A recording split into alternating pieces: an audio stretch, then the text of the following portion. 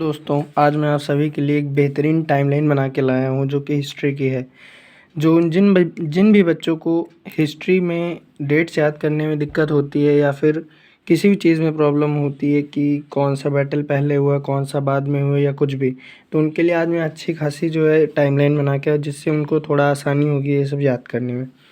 हमारी टाइमलाइन 1740 से 1858 के बीच में होगी, जिसमें हम बैटल्स को पढ़ेंगे, बीच-बीच में एक आधे रेगुलेटिंग एक्ट जो पास हुए थे उनको पढ़ेंगे, चार्टर एक्ट्स के बारे में पढ़ेंगे और बहुत कुछ है। जिसमें हम देख रहे हैं कि जो हमारी सबसे पहली जो है टाइमलाइन की जो है डेट आती है वो है 1742। 1742 में हम देख सकते हैं कि फर्स्ट कार्नेटिक वॉर हमारी हुई थी। 1742 से 1748 तक हमारी पहली कार्नेटिक वॉर हुई थी, जिसमें इस युद्ध के परिणाम स्वरूप हमें 1748 में ट्रीटी ऑफ एक्स ला चैपले देखने को मिली थी। उसके बाद हम देख सकते हैं 1749 में सेकंड कार्नेटिक वॉर स्टार्ट हुई जो कि 1754 तक चली। उसके बाद फिर हम आगे बढ़ते हैं तो देख रहे हैं कि 1749 में बैटल ऑफ इलोरे हुआ, जिसको हम बैटल ऑफ कहीं कहीं पढ़ते हैं कि बैटल ऑफ वेल्लोर। ठीक है, तो इसमें अनवरुद्दीन जो हमारा शासक था उसकी मृत्यु हुई थी और मुज़फ़्फ़र जंग डेक्कन का सूबेदार बना था, यानी दक्षिण भारत का वो सूबेदार बना था। फिर हम देख रहे हैं 1751 में सीज ऑफ आर्कॉट हुई थी, आर्कॉट जिसको रॉबर्ट क्लाइव द्वारा किया गया था। फिर हम नीचे आते हैं तो 1757 में देख रहे हैं बैटल ऑफ प्लासी, जिसमें रॉबर्ट क्लाइव डायarची लेकर आते हैं। रॉबर्ट क्लाइव और सिराजुद्दौला के बीच ये युद्ध हुआ था, जिसमें रॉबर्ट क्लाइव की तरफ मीर जाफ़र था और सिराजुद्दौला इसमें मारा गया था, ये हम यहाँ पर देख सकते हैं। फिर हम जब थोड़ा सा और आगे बढ़ते हैं तो 1757 में बैटल ऑफ वेदरा देखते हैं, जो कि डच के साथ हुई थी। आप जैसा कि जानते होंगे हमारे भारत में बहुत सी बाहरी कंपनियों ने शासक किया था, बहुत से बाहरी यूरोपियो आए थे जो शासन किए थे, जिसमें से हमारे डच भी थे, डेनिश भी थे, इंग्लिश भी थे और पौंडीचेरी वो सॉरी इंग्लिश भी थे, ब्रिटेन के लोग थे। और आगे हम देखते हैं कि 1758 में थर्ड कार्नेटिक वॉर हुआ था, 1763 तक ये चला था। फिर देख रहे हैं 1760 में बैटल ऑफ वॉन्डीवॉश हुआ था, जो कि अंग्रेज़ों और फ्रेंच के मध्य हुआ था। इसमें जो है फ्रेंच हार गए थे और यहीं से फिर जो है फ्रेंच ने भारत को छोड़ दिया था। यहाँ पे उनके बीच एक ट्रीटी हुई थी 1763 में, ट्रीटी ऑफ पेरिस। 1764 में फिर हम आगे देखते हैं कि बैटल ऑफ बक्सर हुआ था, जो कि कॉलिन मुनरो और शाह आलम द्वितीय, शुजाउद्दौला और मीर कासिम के साथ, ये तीनों एक तरफ थे तथा मुनरो दूसरी तरफ था, जिसमें शुजाउद्दौला अवध के नवाब थे, शाह आलम द्वितीय दिल्ली के नवाब थे तथा मीर कासिम जो है बंगाल का था, तथा इनके बीच हुआ था। तथा ये युद्ध भी जो है कॉलिन मुनरो ने जीता था। तथा इसके बाद 1765 ईस्वी में हमारी ट्रीटी ऑफ इलाहाबाद हुई थी, जिसको रॉबर्ट क्लाइव ने साइन किया था। यहाँ पर ध्यान देने वाली बात यह है कि बैटल ऑफ बक्सर मुनरो ने जीता था, लेकिन जो ट्रीटी ऑफ इलाहाबाद हुई थी उसको क्लाइव ने साइन की थी, जिसमें इस ट्रीटी में बताया गया कि बंगाल, बिहार, उड़ीसा की दीवानी राइट जो है अंग्रेज़ों को मिलेंगी तथा 50 लाख रुपए भी दिया गया।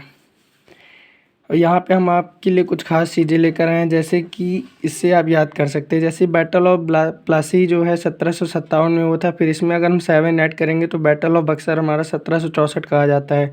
फिर इसमें हम थोड़ा 9 ऐड करेंगे तो रेगुलेटिंग एक्ट जो है 1773 में बनता है, तथा जब इसमें हम 11 ऐड करेंगे तो पिट्स इंडिया एक्ट 1784 आ जाता है। यहाँ पर हम थोड़ा ध्यान देंगे, ट्रीटी ऑफ सालबाई हुई थी जो कि मराठाओं की हुई थी, वो 1782 में हुई थी। फिर यहाँ हम नीचे आते हैं तो पुनः जब हम इसमें 9 ऐड करेंगे तो हमारा प्रथम चार्टर एक्ट आ जाता है, जो कि हमारा हुआ था। इसमें जब 9 ऐड करेंगे तो हमारा आ जाएगा 1993। 1993 में हमारा पहला चार्टर एक्ट हुआ था।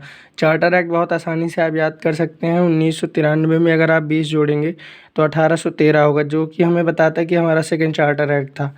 तथा उसमें से अब 20 और जोड़ेंगे तो हमारा थर्ड चार्टर एक्ट आ जाएगा 1833 में, और उसमें हम 20 और ऐड करेंगे तो हमारा चौथा चार्टर एक्ट आ जाएगा, जो कि हुआ था हमारा 1853 में। जैसा कि हम यहाँ देख सकते हैं ये इसका थोड़ा सा हिस्टोरिकल बैकग्राउंड मैं देना चाहता हूँ। रेगुलेटिंग एक्ट 1773 में हुआ था, तो इसमें क्या क्या हुआ था आप देख सकते हैं। बंगाल गवर्नमेंट को, जो बंगाल का हमारा गवर्नर था, उसको गवर्नर ऑफ बंगाल घोषित कर दिया। कंपनी की सारी पावर जो है ब्रिटिश गवर्नमेंट संभालेगी तथा बोर्ड ऑफ कंट्रोल कंपनी के पॉलिटिकल मैटर देखेगी। यहाँ पे जो है रेगुलेटिंग एक्ट में एक बोर्ड ऑफ कंट्रोल बना था तथा आगे आने वाले पिट्स इंडिया एक्ट में बोर्ड ऑफ डायरेक्टर बनेगा, जो कि हम आगे पढ़ेंगे। यहाँ पर रेगुलेटिंग एक्ट के दौरान जो है सुप्रीम कोर्ट की स्थापना कोलकाता में हुई थी तथा जो हमारे पहले जज थे उनका नाम था एलिजा एम्फे। हमारे पहले जज का नाम एलिजा एम्फे था। तथा हम आगे जब देखते हैं कि इसके 11 साल बाद पिट्स इंडिया एक्ट आता है 1784 में। हम भूलेंगे नहीं क्योंकि बीच में एक चीज़ हुई थी 1782 में, ट्रीटी ऑफ सालबाई, जो कि बहुत ज़्यादा इम्पोर्टेंट है, वो भी हमें याद रखना है। कंपनी के सारे बिजनेस, जो कॉमर्शियल चीज़ें होती है तथा पॉलिटिकल मैटर दोनों को क्रमशः बोर्ड ऑफ डायरेक्टर और बोर्ड ऑफ कंट्रोल देखेंगे, जिसमें कि 6 मेंबर थे दोनों तरफ। उसके 9 साल बाद हमने देखा कि चार्टर एक्ट प्रथम आया हमारा 1793 में, जिसमें हमने देखा कि board of director and board of control की जो सैलरी है वो इंडियन रेवेन्यू से दी जाएगी। मतलब कि इसमें यह था कि जो भारत का रेवेन्यू जनरेट होता था उसी से बोर्ड ऑफ डायरेक्टर और बोर्ड ऑफ कंट्रोल की सैलरी दी जाएगी। उनको जो है अंग्रेजी सरकार सैलरी नहीं देगी। फिर यहाँ पे सभी नियमों को भारतीय भाषा में अनुवाद किया गया था पहले चार्टर एक्ट में। Company 5 lakh pound British government को देगी। मतलब 1919 तक 5 लाख जो पाउंड थे वो ब्रिटिश जो है जो कंपनी थी वो ब्रिटिश गवर्नमेंट को देती थी। आगे अब हम देखते हैं। तो फिर हम आगे देखते हैं कि उसके 20 साल बाद जो है हमारा द्वितीय चार्टर एक्ट आता है, जो कि 1813 में हुआ था। इसमें कंपनी का व्यापारिक एकाधिकार ख़त्म कर दिया जाता है। इसमें जो है कंपनी के पास सिर्फ चाय और चीनी पर अभी तक चीन से व्यापार करने का एकाधिकार छोड़ा जाता है तथा इसके बाकी सभी जो है एकाधिकारों को ख़त्म कर दिया जाता है तथा इसमें भारतीय एजुकेशन के लिए 1 लाख का चेक दिया जाता है। चार्टर एक्ट तीसरे में हम देख सकते हैं कि वो उसके 20 साल बाद आता है चार्टर एक्ट 2 के 1833 में। इसमें चाय और चीनी का भी एक अधिकार ख़त्म कर दिया जाता है तथा गवर्नर जनरल ऑफ बंगाल को गवर्नर जनरल ऑफ इंडिया बना दिया जाता है, जो कि हमारे फर्स्ट जो है। फिर हम आगे देखते हैं कि हमारा चार्टर एक्ट 4 आता है, जो कि चार्टर एक्ट 3 के 20 साल बाद आता है। 1853 में हमारी पहली open civil services exam Indians के लिए ओपन किया गया था। पहली बार जो है हमारे देश में सिविल सर्विसेज एग्ज़ाम जो है हम भारतीय भी दे सकते थे।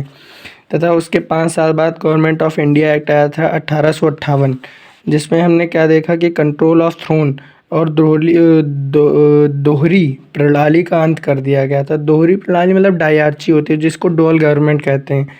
सेक्रेटरी ऑफ स्टेट भी हमारे यहाँ पे बनाया गया था। तो ये था ओवरऑल जो है हम लोगों का हिस्ट्री का। इससे आप बहुत आसानी से रिवीजन कर सकते हैं तथा याद भी कर सकते हैं। थैंक यू दोस्तों। चैनल को सब्सक्राइब करिए और लाइक करना बिल्कुल ना भूलिए।